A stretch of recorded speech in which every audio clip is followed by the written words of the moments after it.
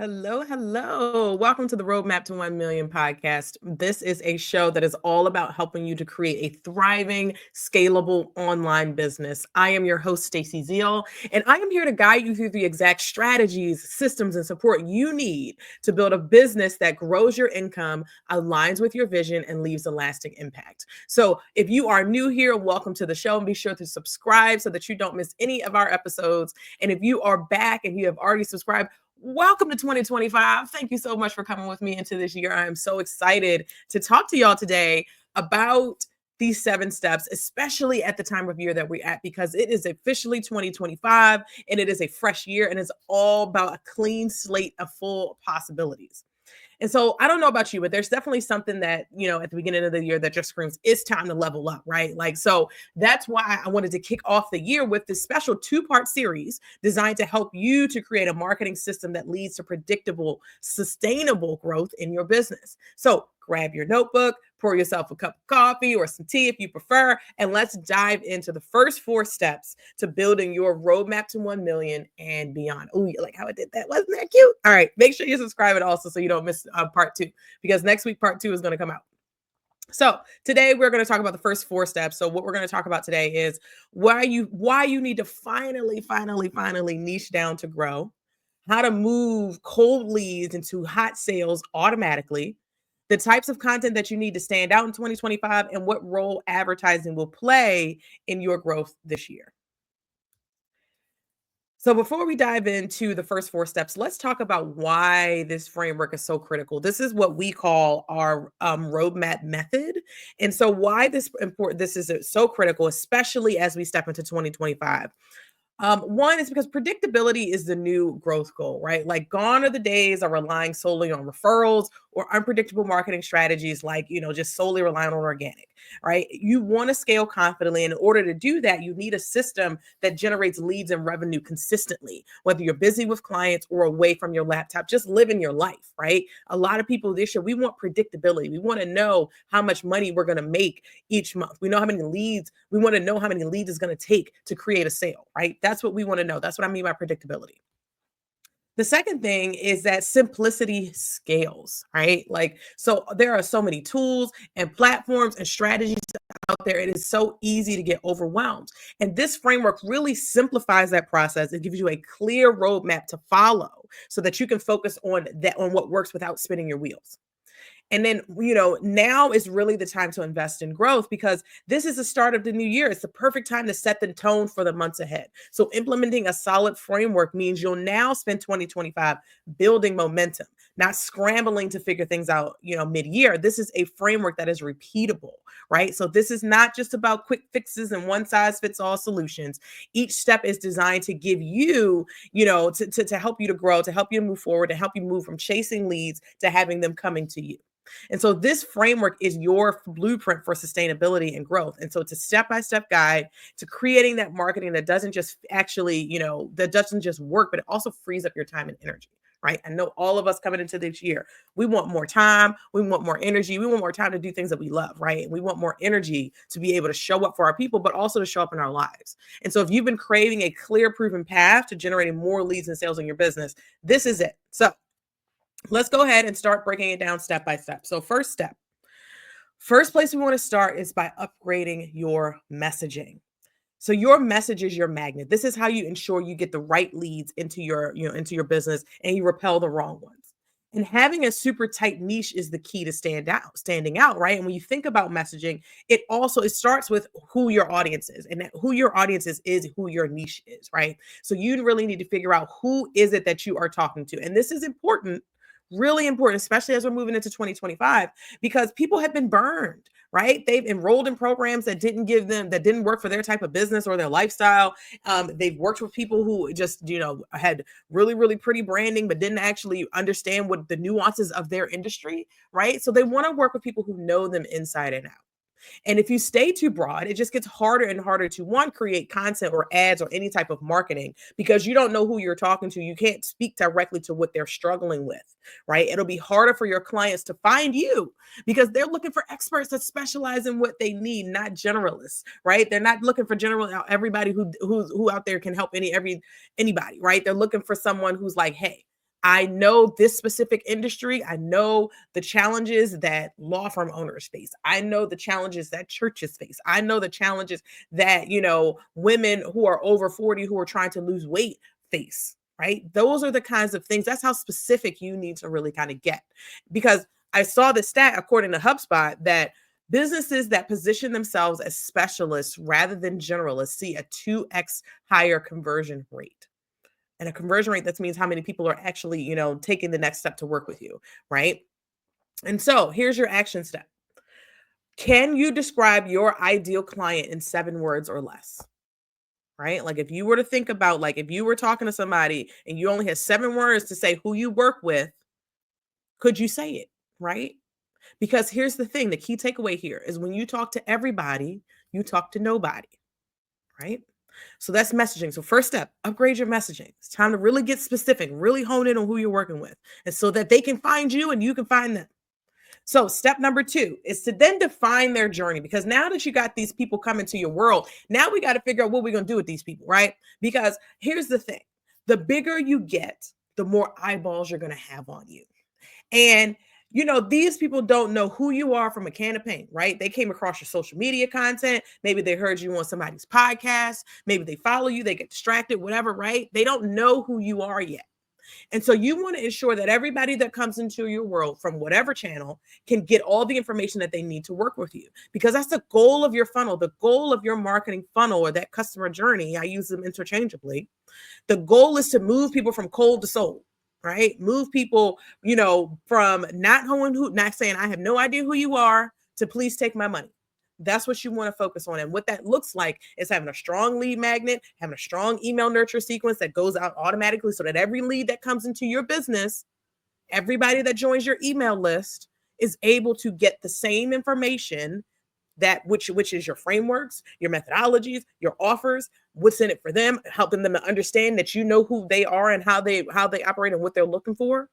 All of that stuff can be put into an email nurture sequence that automatically goes out anytime somebody gives you their email address.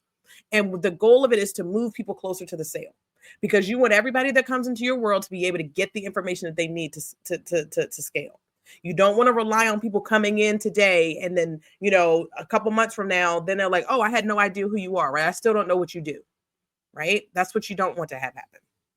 And so many business owners honestly look at lead magnets as useless fluff pieces. I hear what you're thinking. You're like, Stacey, oh my gosh, do I really need to create a lead magnet? I've downloaded so many lead magnets that were pieces of crap, right? That did not fix my problem. I get that. But you're not going to create that. You're not creating a fluff piece.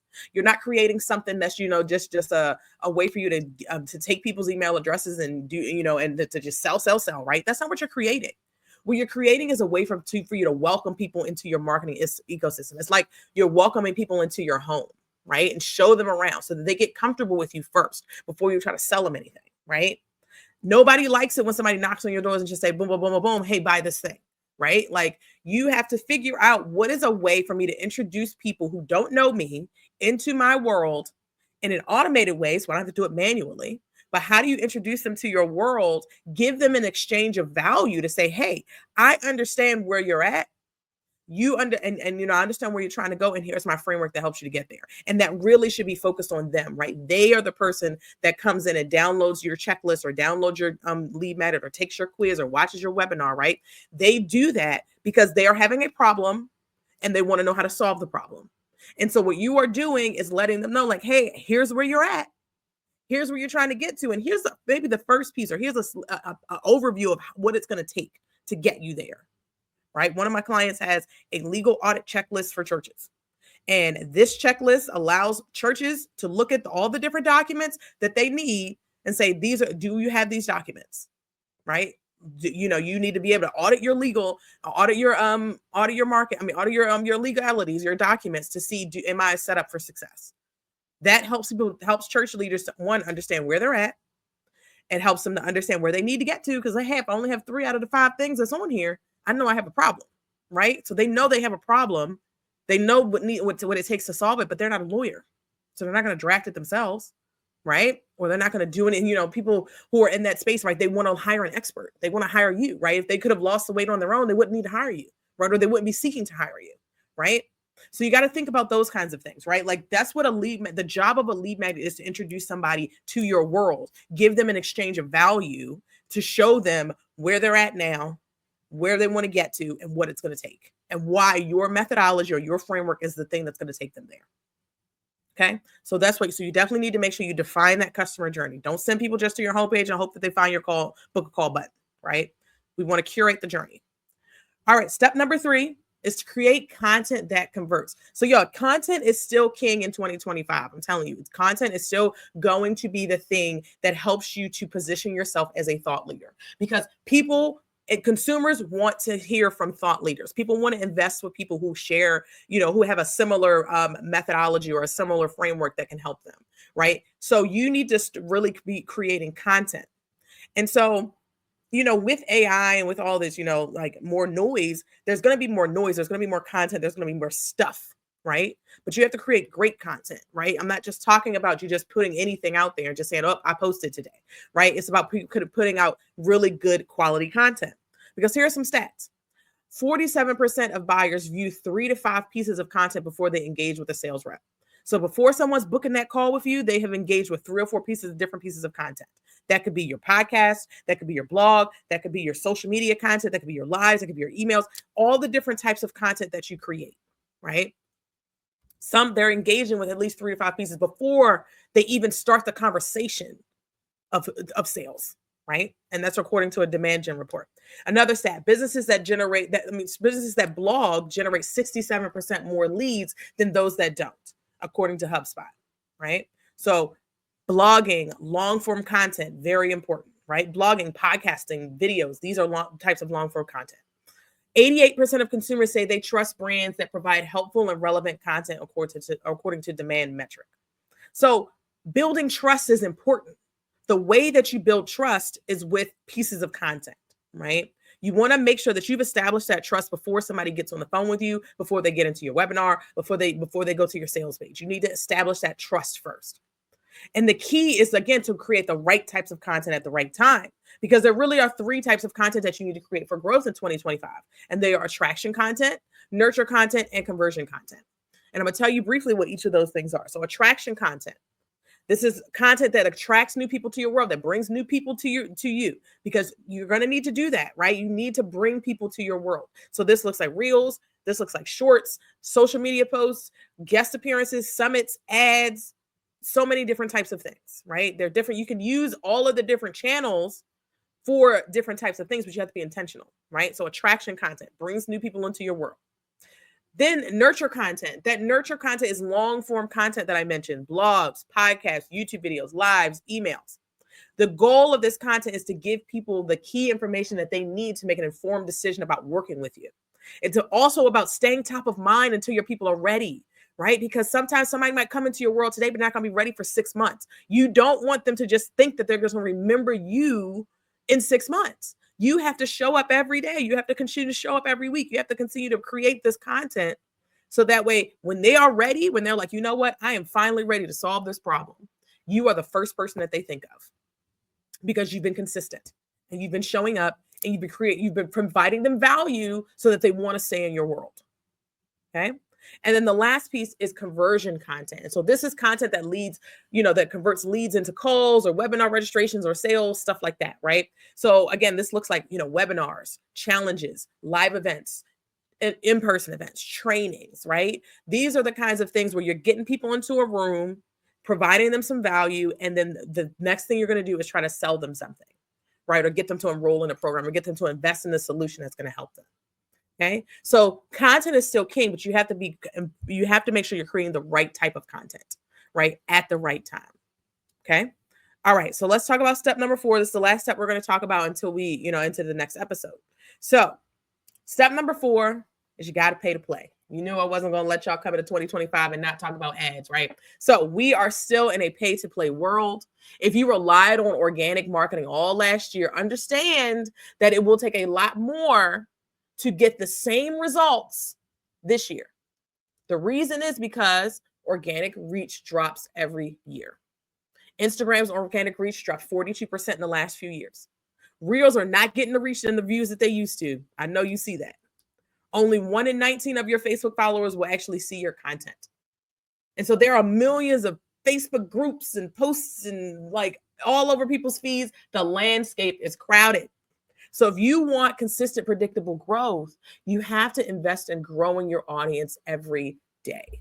And ads are the best way to do that consistently. Ads are like pouring gasoline onto a fire. Because when you have the first 3 steps, you have those first 3 steps lined out, then it's time to say, okay, now let me take things to the next level with ads. And so you have great messaging. You have a clear customer journey, or that lead magnet and that email sequence that leads people to the sale or leads people to your sales system sequence. You have content that converts, that organic content that's bringing people into your world, that's nurturing people, that's converting people. And once you have that working, you have that going, then it's time to bring ads into the picture, right? So if you're already seeing success with Facebook and Instagram, ads are your next best bet, right? Not TikTok. Don't run over and go to TikTok, because you want to make sure that you're investing in ads. And so now is the time to focus your efforts on what works and eliminate what doesn't. Okay. So focus on what works and what does not. Okay. So to recap, if you are looking for your marketing to be consistent and bring in predictable results, these are the first 4 steps, or these 4 steps are your starting point. So first step 1 is upgrading your messaging. Make sure you have a really tight niche. Step number 2 is defining that customer journey, making sure you have a way to move people from cold sold. Step number 3 is creating content that converts so that you stay top of mind and move people through the sales cycle. And then step number 4 is running ads so you can take what you're doing to the next level. And so next week, we're going to talk about the last 3 steps, which speak more to streamlining and removing yourself from the day-to-day so that you can scale. But make no mistakes, these steps build on each other. Each are required for consistent, predictable growth. And so I hope that you have enjoyed this episode. Please let me know on social. Find me on Instagram at stacyzeal.co, or you can find me on LinkedIn. Find me on social and let me know what you think about this episode. Was this helpful for you? Okay. So I will catch y'all on the next episode. Again, part 2 is going to come out next week. So make sure you are following the show, and I will see y'all next week. Bye.